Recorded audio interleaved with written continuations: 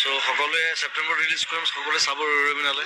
অসমৰ প্ৰথম completely musical cinema, কোনো কৰা নাই এতিয়ালৈকে, এইখন মই কৰিছোঁ। সকলোকে আহ্বান জনাইছোঁ ৰৈ বিনালে চাবলৈ। এটা বিশেষ ফেচবুক পোষ্ট, যি পোষ্ট পঢ়ি চকুত থৰ হৈ ৰৈছে অসমীয়াৰ।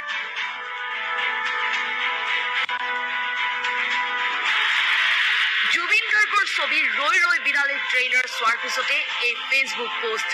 ভাবিবলৈ বাধ্য হৈছে প্ৰতিগৰাকী লোকে, ছিংগাপুৰৰ পৰা উভতি অহা জুবিন গাৰ্গক দেখি কি গতি হ'ব জুবিন বলীয়া মানুহবোৰৰ।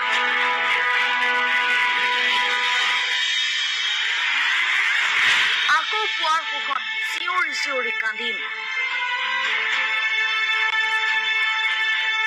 লেখিকা জুৰি গোস্বামীৰ ফেচবুক পোষ্টত লিখিছে, ৰৈ ৰৈ বিনালেৰ প্ৰমোচন চোৱাৰ পিছত এনেকুৱা লাগিছে যোৱা এমাহে আমি কান্দি থকাৰ কাৰণটো একেবাৰে অনৰ্থক আছিল। মৃত্যুৰ দৰে কথা এটাত আমি যিমান মৰ্মাহত হলো, আন কিছুমান মানুহে বিষয়টো বৰ গভীৰকৈ যেন লোৱাই নাই। আচলতে আমি সাধাৰণ মানুহখিনিক বাদ দি ঘটনাৰ লগত জড়িতসকলে যেন কথাটো গম পায়।